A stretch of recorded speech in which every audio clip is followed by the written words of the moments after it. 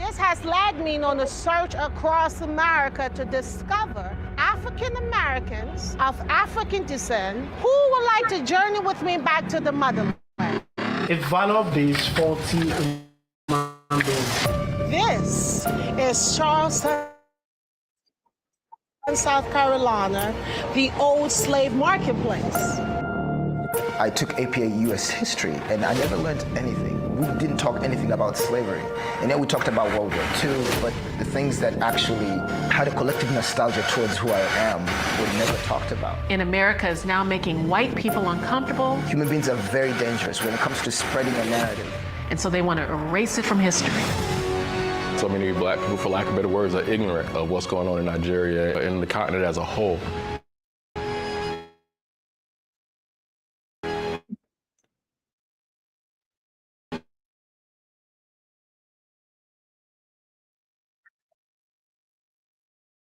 When I found out that I was 67%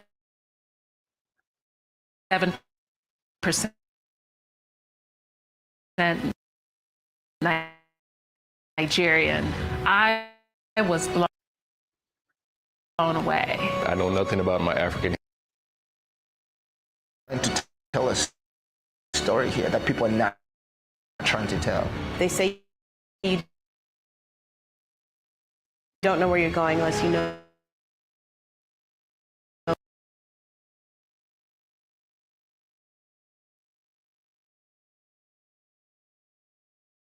where you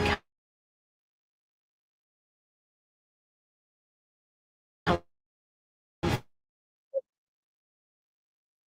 from. I was interested in telling multiple stories with as many people who was willing to take the ride with. Going back to where it all kind of began. You feel that, Mary Callie? I picked the wrong outfit. Being able to see exactly. Oh, that's what it. First thing she said is thinking, we're cleaning them with what we're drinking. To experience magnificent. When that water hit my hand, I have to say Good evening, folks. I'm sponsor here, so like Public Radio and Lpr-Tv. felt like Welcome, I was. Thank you for joining our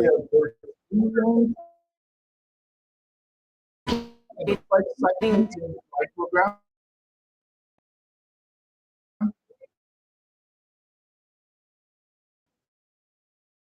We're gonna have a different conversation.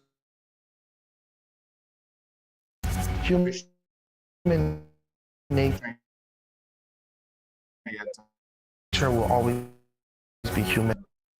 Later on, of course, we're going to have regular conversations. I want to welcome you to today's program this evening. We're going to take other segments of what news making headlines in the country and things that we need to know. This is a major We knew what slavery was right to your doorstep in Philadelphia. going to mean for these people. He knew that. Do I coerce to do this? This was trade. Putting us through.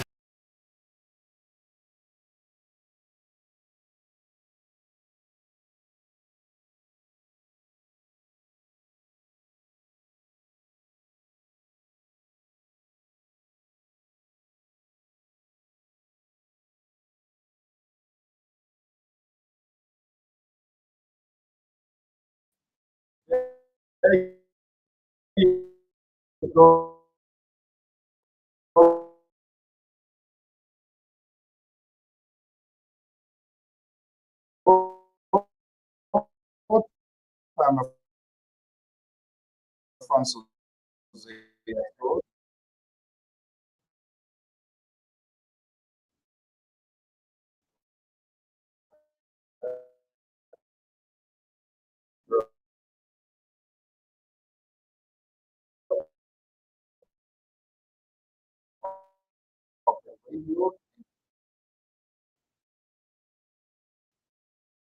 Lpr-TV. Let's pause this a little bit. And I'm going to be bringing in my guest. She's standing by our studio. We're going to have a conversation here. But the other greater part of what makes news and what makes country grow. And we get to note young Liberians devoting time into this. She's going to be here very shortly. And she will introduce herself and we will get right down. She's all set and we will get some point of it taking us. How it came in joining me, I some reasons given a little bit problem. If you are just Philadelphia to Delaware area, get ready. Philadelphia. The executive director herself is here. How she got to this point, Motherland Connect. Let me just bring in her and we get this ball rolling right away. Just bear with us. I want to make sure that everything is okay. Monitor her backstage. Just give me a thumbs up if you are ready for us to roll. Let's see here. Let me get her up here. Okay, let's get the ball rolling. Diamond. How do you want me to call you, please? So I just say Diamond, DS. Diamond Sopan, just Diamond Sopan. Yeah, you go. Good evening. Good evening. How are Okay, you? I'm thank you trying so to set my camera so I can balance much. You well. want to make sure, you got to make sure.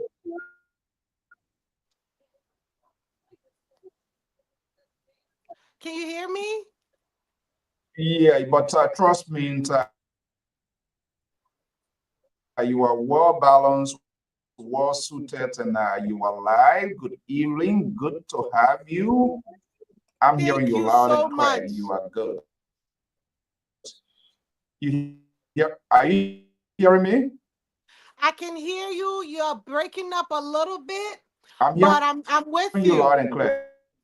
Great, great, great. I'm so happy to be here. Thank you for having me.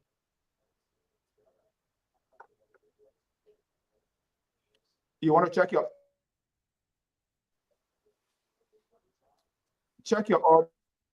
audio.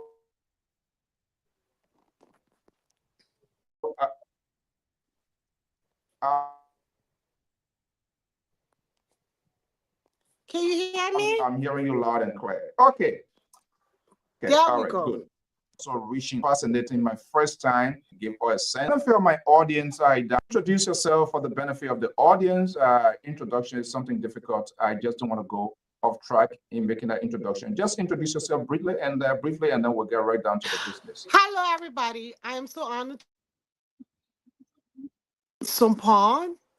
I am a filmmaker from Liberia. I'm raised in the U.S. I live in the U.S. most of my life. And of course, I am a Liberian. I love my country. And I've had the privilege of producing this really beautiful documentary that we're about to talk about today. So thank you very much for this opportunity. And hello to all of the people on LPR News today. Great. What a great introduction. You did it the best way. I couldn't have done what you did. So this is why you to have it to do this here. Okay, so let's get to we want to make sure give our audience a real insight of what you are doing, how it came about, and why. Because most of the young people, everybody now, more or less politics have dominated our conversation, but people forgot to know there are other components, there are other sectors in society, all has to be embedded into to make what is a perfect society. Film industry, how did it start and why? So I've been doing movies in the US. One of the very first people I met when I was a teenager was Duca Media Films, Mr. Prince Wai. Now, this man, he's a Liberian based in Philadelphia, and we produced one of the very first Liberian films that were featured on the Philadelphia Inquiry front page, national news, rather. And we're so proud of that project because we told a Liberian story about the war and transitioning to America and what that looks like and what are some of the things that we go through when we do decide to come over to this great nation. Now, that film was my very first film, and it did something to me. I fell in love with storytelling. I wanted to be able to tell stories that I didn't see, that I wish somebody was telling. Now, when COVID happened in 2020, and when you look on Instagram, everybody was having fun in Africa. It was a little scary, but oh, hi, Kelly. How are you? Welcome, Kelly. This Hello, is one of Diamond. the one of our cast members that we took with us. So I'm into the story, Kelly. Thank you for joining us. So Good. 2020 happened. I decided that it was time to go back Not to to Africa. interrupt, Kelly is, hold on one second. Kelly joining us.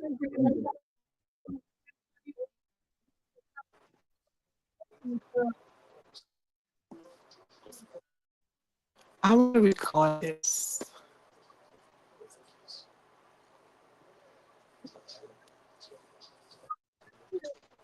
Can you hear me?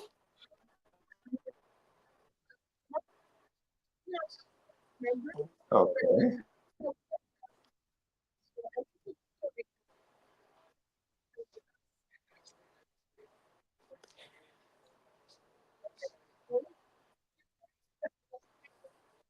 Okay. See you, Kelly. But I just say to welcome the try to open Kelly to welcome. Come to Africa.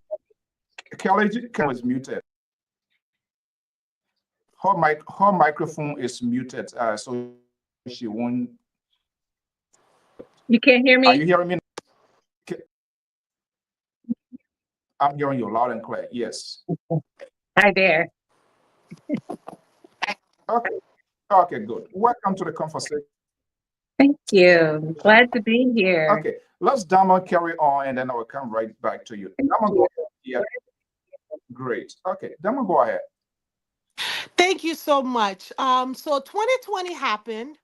After going to high school in the US, going to the universities, graduating, I decided it was time to go back to Africa because, for the most part, I've lost my memory.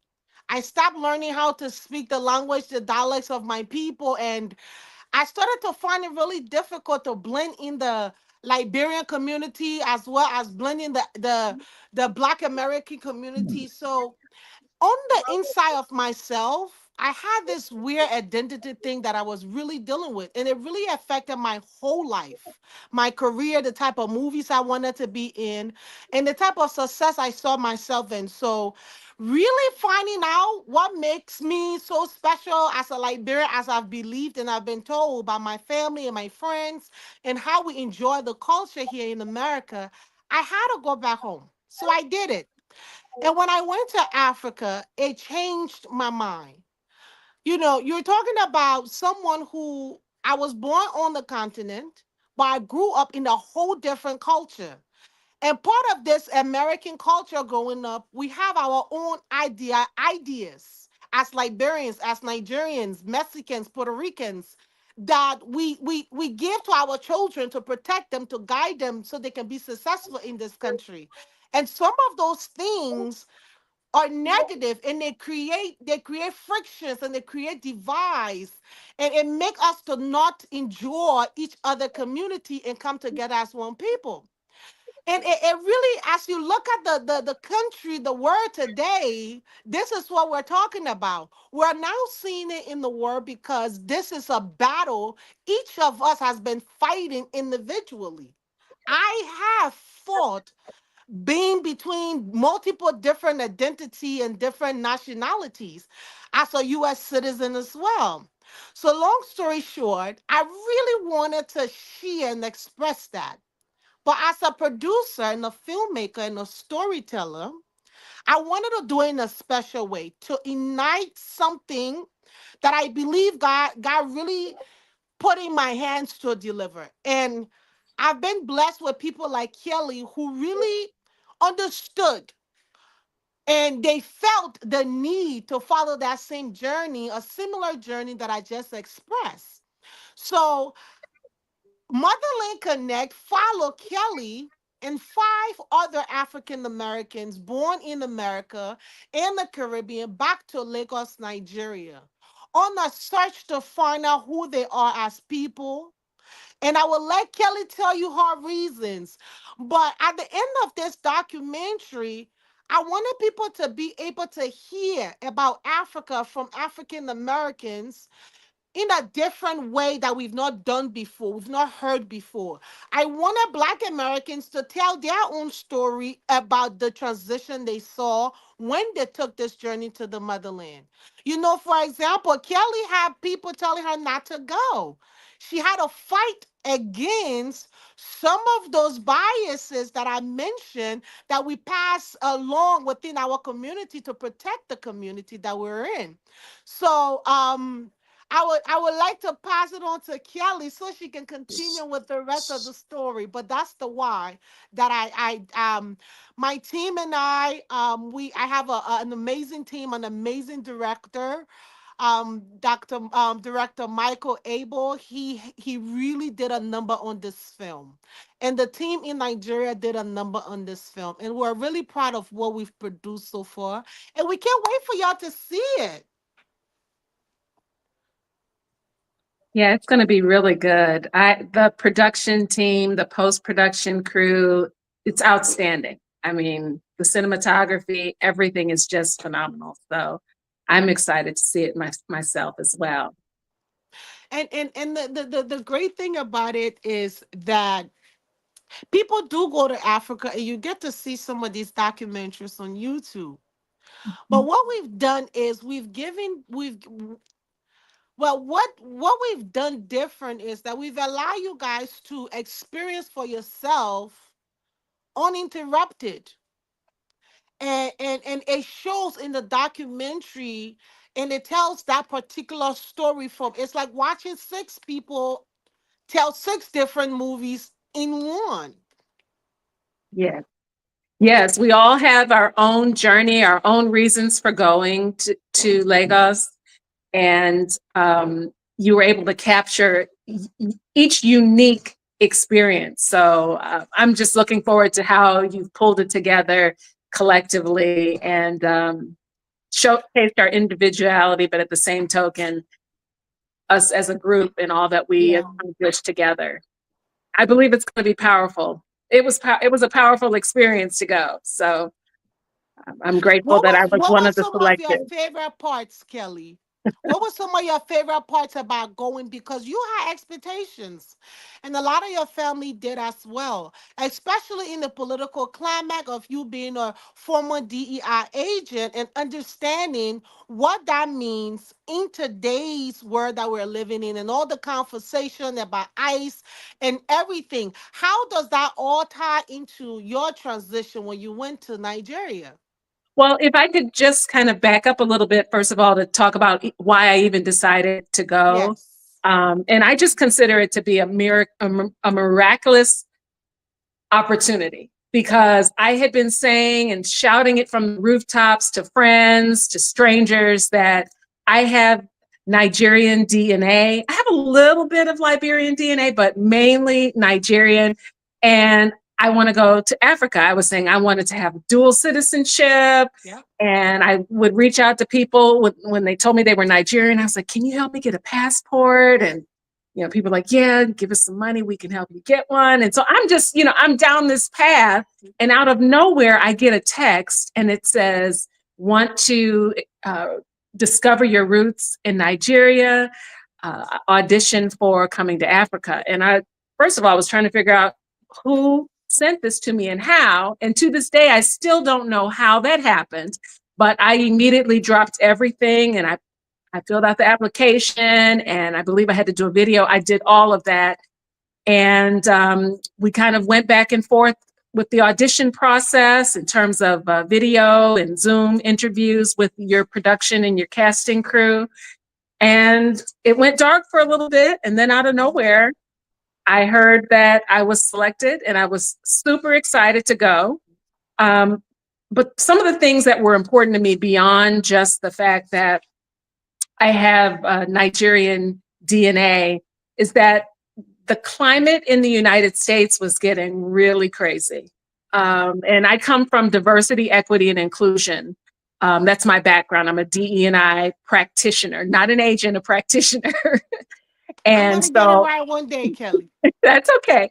So, for a number of years, I consider myself one of the folks who was on the ground floor with helping to introduce the concept into corporations. And as a diversity, equity, and inclusion practitioner, we help corporations um, find ways to be welcoming to all different types of people, whether regardless of race, religion, ethnic background, um, sexual orientation, if you have disabilities, if you are in the military. We want everybody to feel welcome, and that you can bring your whole self to the job and actually succeed. So that's the work that I do. But the climate around the 2015 timeframe started to get a little tense. And so at that point in time, that's when I started to voice it publicly, and people started to hit me up in my DMs, sharing information with me about Africa, about everything from Gaddafi to Malcolm X. And so I'm just absorbing all this information, and it's all new to me. And so when this opportunity presented itself, I was ready to go. But yes, I had a lot of people who were like, don't go, it's dangerous, you're going to be kidnapped.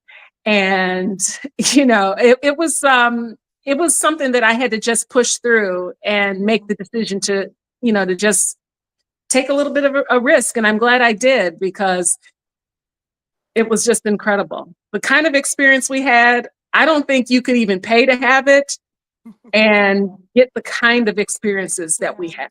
It was very unique. Now, I must say that we had a 5-city casting call. So our goal was to be able to get as many people who were really, truly interested in taking this particular journey with us, because it's something that we plan to be able to really immerse you guys into the Nigerian culture, into the African culture, hoping that whatever it is that each individual was looking for, they can at least find some of it. And that's what Coming to Africa, the Motherland Connect, wants to continue doing. We were able to find, out of 600 plus applications throughout the 5 cities. We was in Atlanta, we went to the DMV, Texas, and every city that we went to, we're able to find somebody. And out of those people, 6 of them was picked.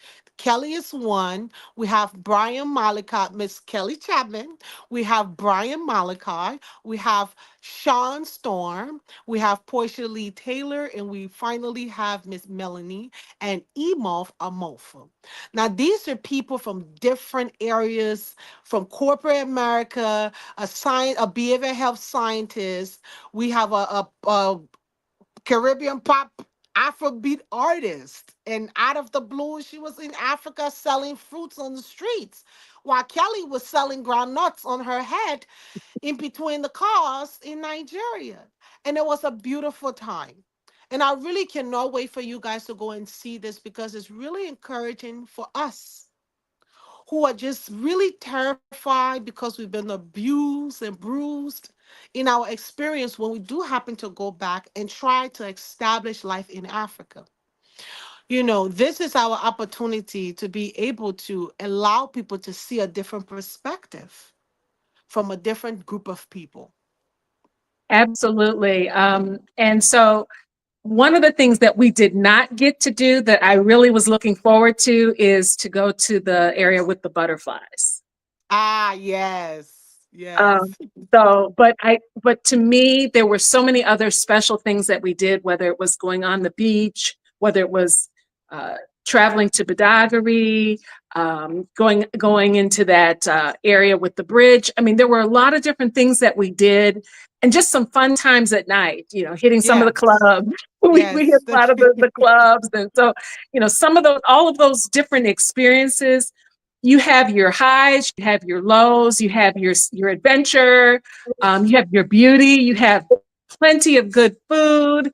Although Me, it was a little bit of an adjustment. I was not used to eating food that's spicy, and so I'm still kind of working through that. But um, we went to church. I mean, so there were so many different experiences that we had, and so I would encourage people and hope that after people see this documentary, that they are inspired to go across the pond and connect with home.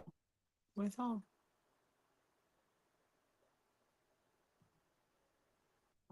Are you guys hearing We can hear you now. me?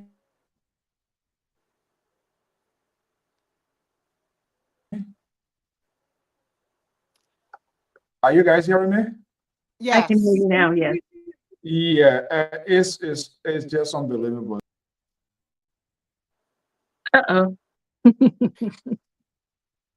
Oh, yeah, where you go? Where you go?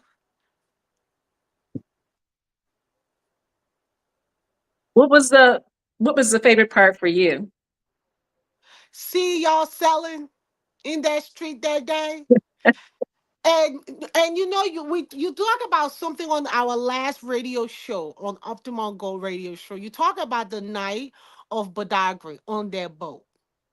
It was one of the most terrifying yet beautiful moments of my experience. That was the first for me as well. And you saw I was sitting. So we went to Badagry. This is the point of no return, the city where they took slaves from out of Nigeria, the land of Nigeria, across their transatlantic slave